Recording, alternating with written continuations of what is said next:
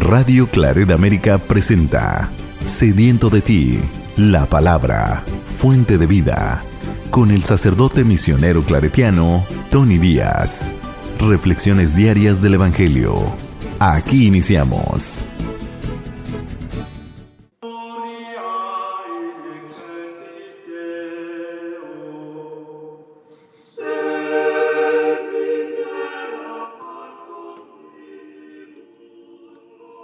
Bienvenidos, hermanos, a nuestras reflexiones bíblicas de las lecturas del día. Hoy es miércoles de la 13ª semana del tiempo ordinario.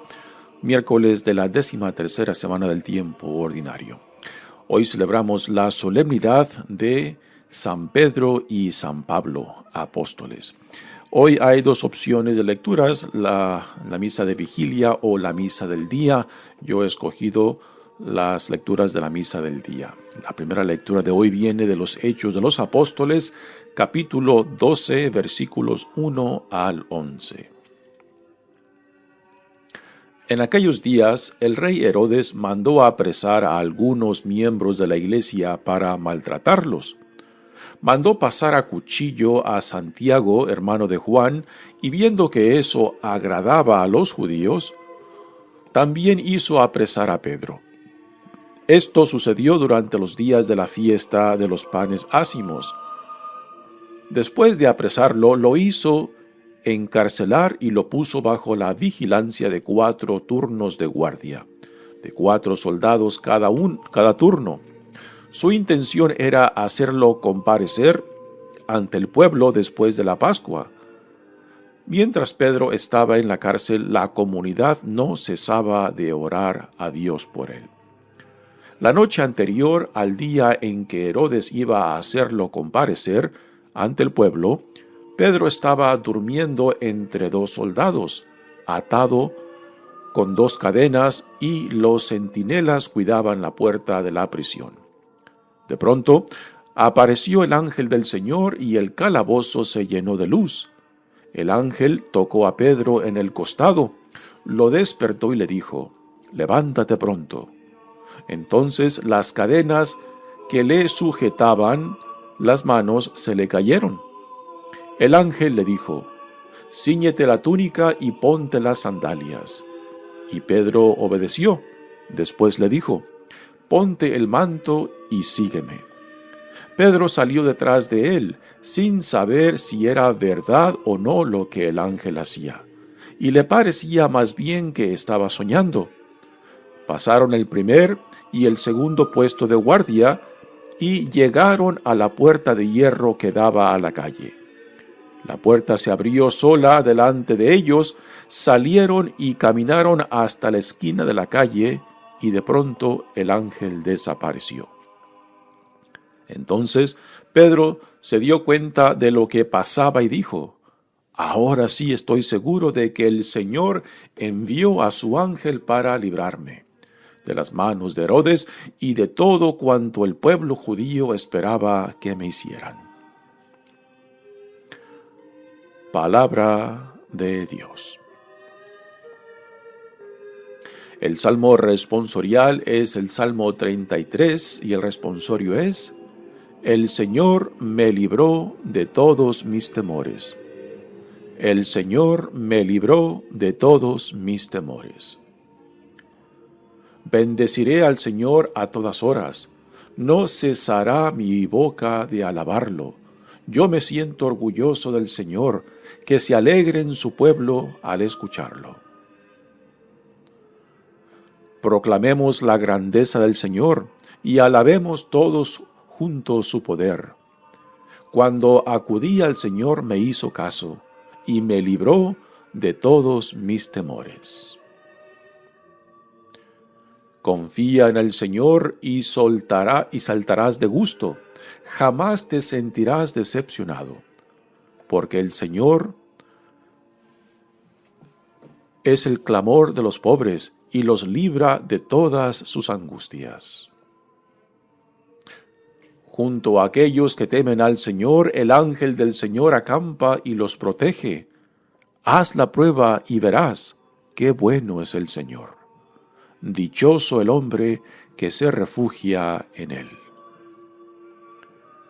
El Señor me libró de todos mis temores.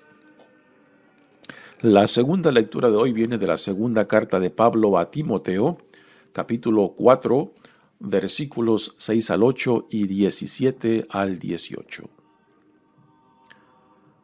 Querido hermano, ha llegado para mí la hora del sacrificio y se acerca el momento de mi partida. He luchado bien en el combate, he corrido hasta la meta, he perseverado en la fe. Ahora solo espero la corona merecida, con la que el Señor, justo juez, me premiará en aquel día. Y no solamente a mí, sino a todos aquellos que esperan con amor su glorioso advenimiento.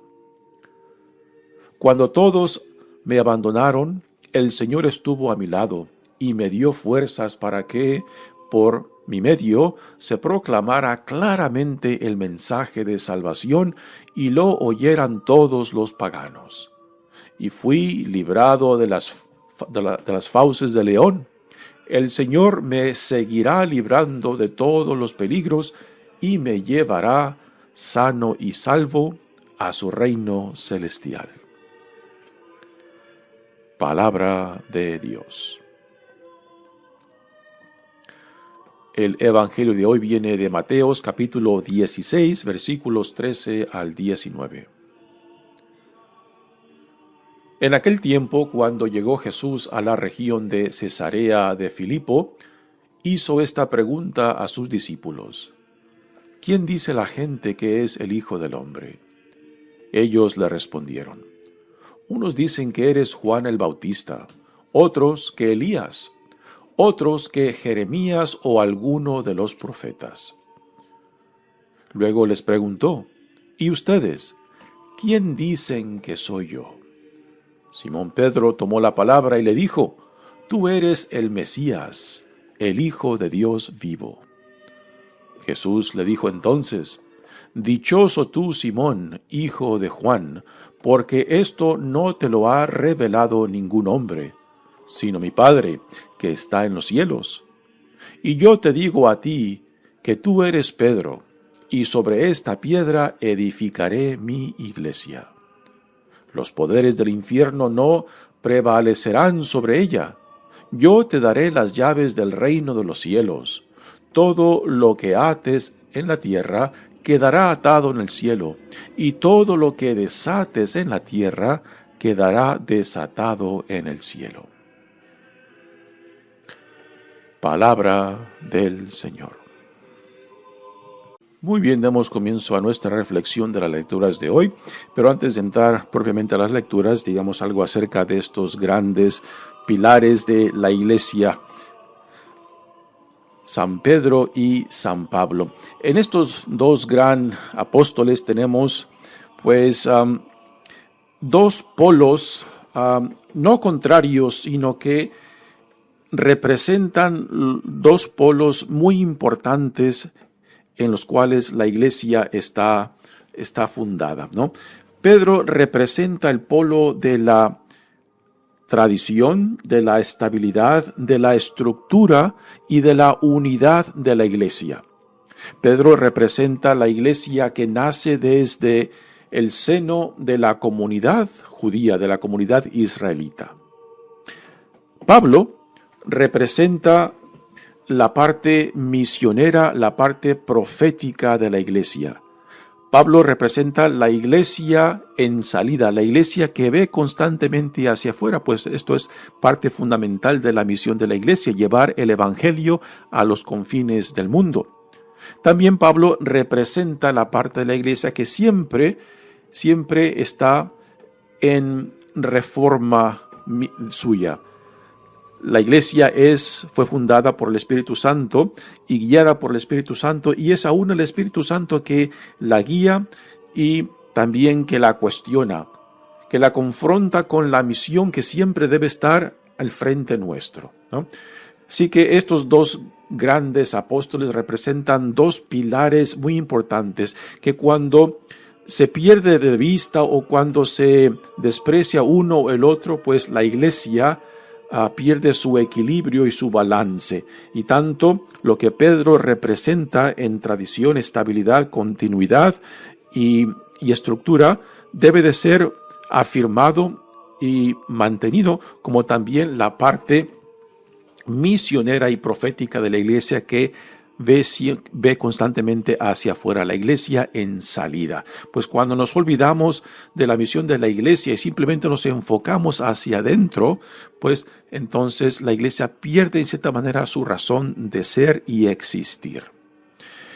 Los polos opuestos o extremos que a veces en tiempos de crisis pueden manifestar una tendencia a querer refugiarnos, por ejemplo, en el pasado, en la tradición, de no querer confrontar los retos que el mundo de hoy en día nos presenta, pues ese sería un extremo de una iglesia que rehúsa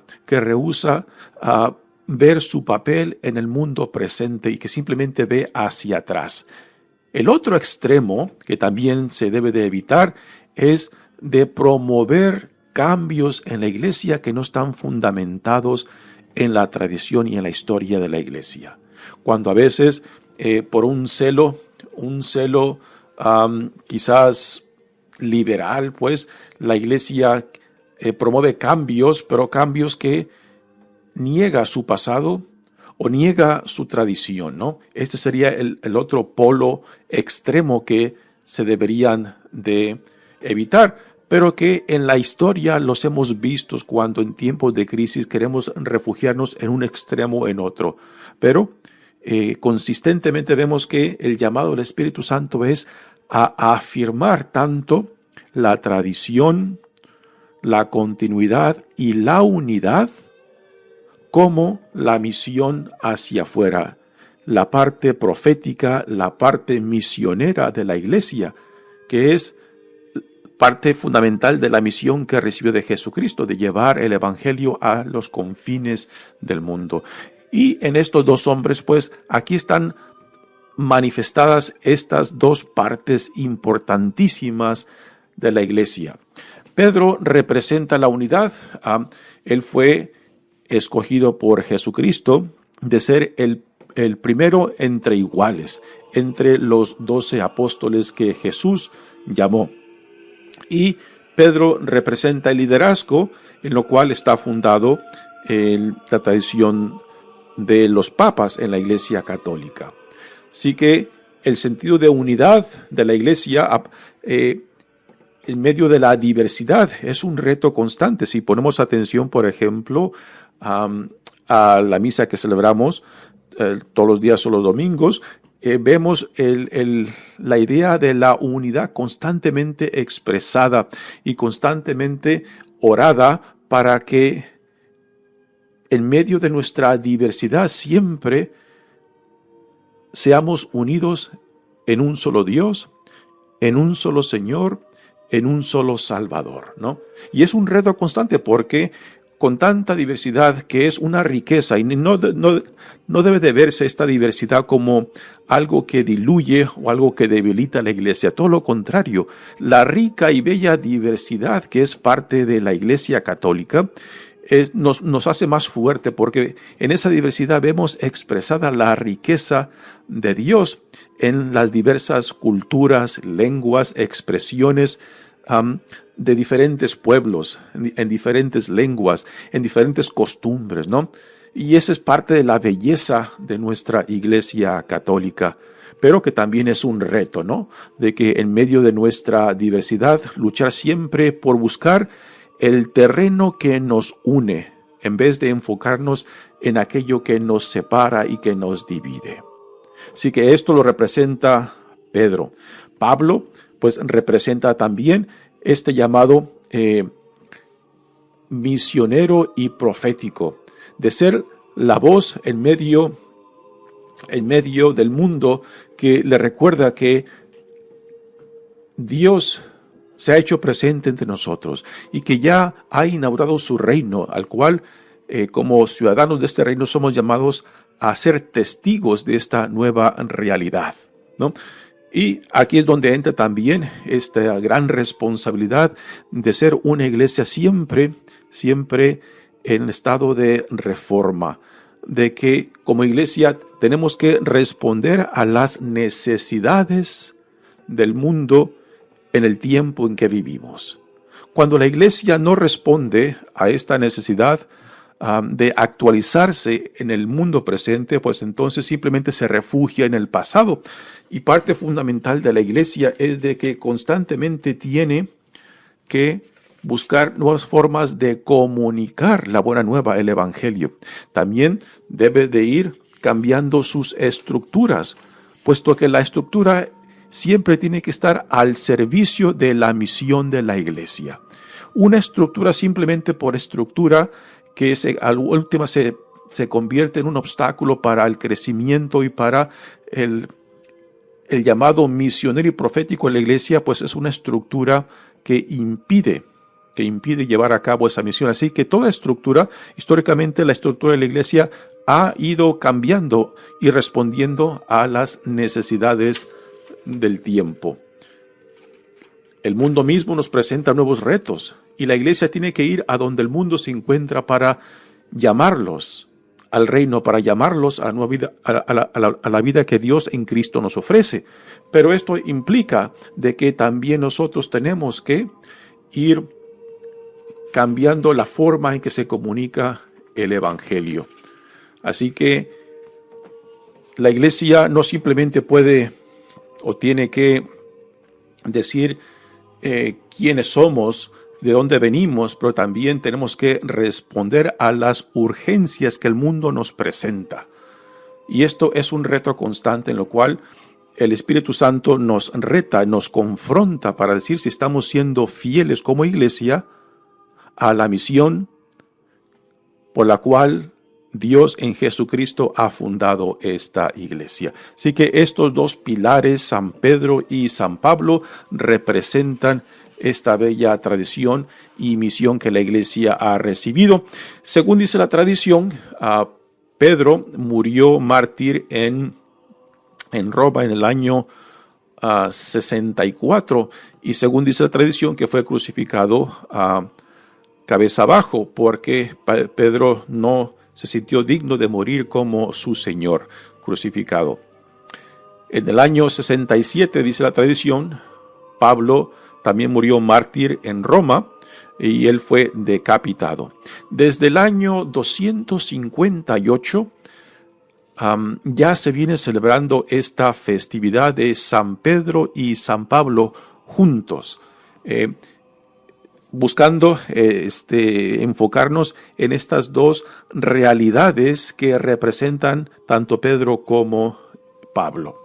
Así que gracias le damos a Dios por las vidas de estos grandes apóstoles. Y cada uno de ellos tiene mucho que enseñarnos aún hoy en día. Pedro de carácter fuerte, carácter impulsivo, digamos, de muy buena voluntad, pero con pies de barro. Un hombre que quizás tenía muy poca educación, pero a pesar de eso, Jesús lo escogió porque vio en él un potencial que Pedro mismo fue descubriendo poco a poco, ¿no?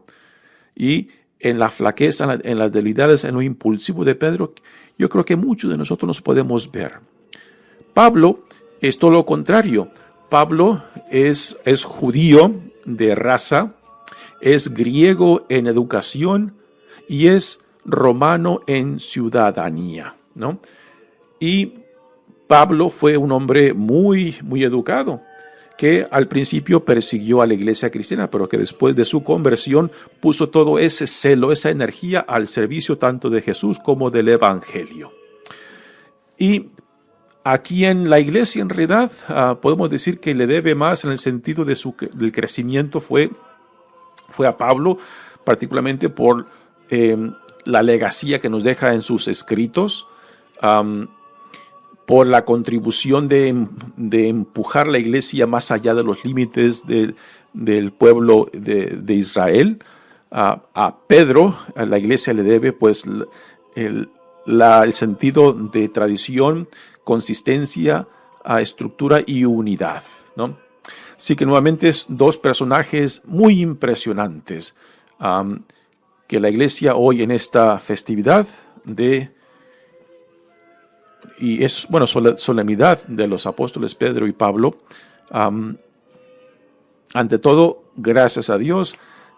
Y yo creo que cada uno sigue representando para nosotros un cierto espejo en lo cual nos podemos reflejar. Muy bien, pasemos ahora a las lecturas de hoy. La primera viene de los Hechos de los Apóstoles y aquí se nos narra una de tantas experiencias de Pedro, que fue llevado a la cárcel, ¿no? Y que Dios interviene por medio de un ángel para salvarlo, para que Pablo siga continuando su misión. Este es algo impresionante. Aquel Pedro que negó conocer a Jesús, que lo abandonó en su momento más crucial, ¿no? Ahora ya sale a predicar y públicamente, y no solamente ante el público y en el templo, lugar central del pueblo de Israel, sino también hace presencia ante el Sanedrín, un hombre sin educación, un hombre que fue pescador antes de que Jesús lo llamara, ¿no? Y ahora llevando a cabo esta misión de esta forma, ¿no? Con ese gran valor, ya no temeroso y paralizado por el miedo, sino impulsado por el Espíritu Santo, porque al ser testigo de la resurrección le transforma ese miedo en valor, ¿no? Y lo lleva a vivir una vida impresionante a pesar de sus principios, pues podemos decir humildes y sencillos. Pero aún de esta pobreza, aún de estos principios humildes, Dios hizo a este gran apóstol a quien tanto le debemos. Pablo fue llamado por Jesucristo y aunque fue un hombre también lleno de pasión y de celo por el pueblo judío, pues también estaba ciego hasta que por medio de ese encuentro con Jesús, él se da cuenta de su ceguez, se da cuenta de lo equivocado que estaba, pero Dios aún aprovecha ese celo, esa energía misionera que después de su conversión la pone al servicio de Jesús, del Evangelio y de la Iglesia. En la segunda lectura de hoy tenemos la segunda carta de Pablo a Timoteo, donde ya Pablo, cerca de su final, le comparte a su compañero de misión, Timoteo, cómo él se encuentra viendo hacia atrás y con los ojos puestos en Cristo, de que su trayectoria ha sido impresionante, de que ha luchado una buena batalla y que él, poniendo su confianza en Cristo, sabe de que no quedará decepcionado. Dice, ha llegado para mí la hora del sacrificio y se acerca el momento de mi partida. Aquí está ya hablando de su próxima muerte.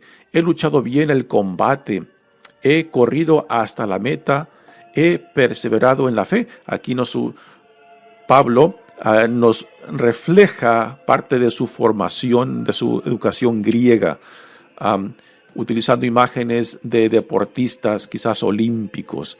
Ha corrido tanto de uno que lucha en combate como alguien que corre en un deporte, ¿no?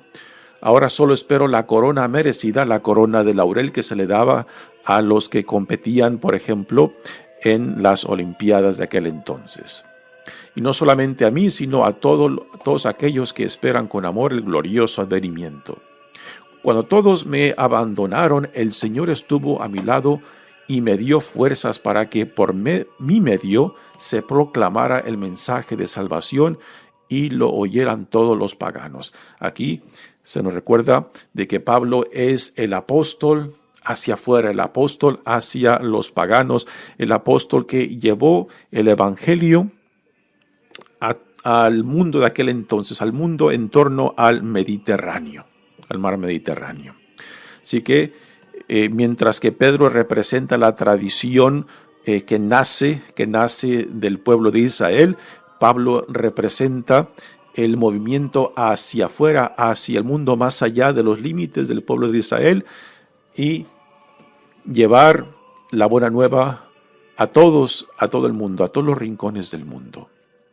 El evangelio de hoy viene de Mateos y es el evangelio donde Pedro pues profesa la identidad de Jesús. Y quizás, bueno, no quizás, sabemos que aun cuando Pedro confiesa quién es Jesús, pues a últimas no entiende el significado de esa confesión, puesto que sabemos más adelante que sabiendo lo que sabe, habiendo confesado lo que confesó acerca de Jesús, pues a últimas el significado de esa confesión se levanta las manos cuando niega que lo conoce y cuando lo abandona, ¿no? Hoy nosotros podemos decir, uy, si yo hubiera estado en su lugar, no hubiera hecho lo mismo, pero yo creo que lo mismo hubiéramos hecho, quizás peor todavía, ¿no? Pedro representa ese crecimiento gradual no solamente del conocer a Jesús, sino también de dejarse transformar por la gracia de Dios, por el Espíritu de Dios, para poder comprometerse totalmente al servicio tanto de Jesús como del Evangelio y del reino de Dios. Dice el Evangelio de hoy: en aquel tiempo, cuando llegó Jesús a la región de Cesarea de Filipo, hizo esta pregunta a los discípulos: ¿quién dice la gente que es el Hijo del Hombre? ¿No? Ya la gente tenía diferentes opiniones acerca de él y quizás Jesús mismo ya había escuchado algunas expectativas que la gente tenía de él. Y esta es la respuesta que le dan. Algunos dicen que eres Juan Bautista. Ya Juan Bautista ha sido decapitado y algunos piensan que ha resucitado, o sea, de que su espíritu ha resucitado en Jesús. Otros dicen que es Elías. Recordamos que Elías es el profeta por excelencia del Antiguo Testamento que no muere, sino que es llevado al cielo en una carreta en fuego, y que así como él subió a los cielos, que se esperaba que regresaría para introducir y preparar el camino del Mesías, de aquel que tenía que venir. Y Jesús identifica a Juan el Bautista como Elías, ¿no?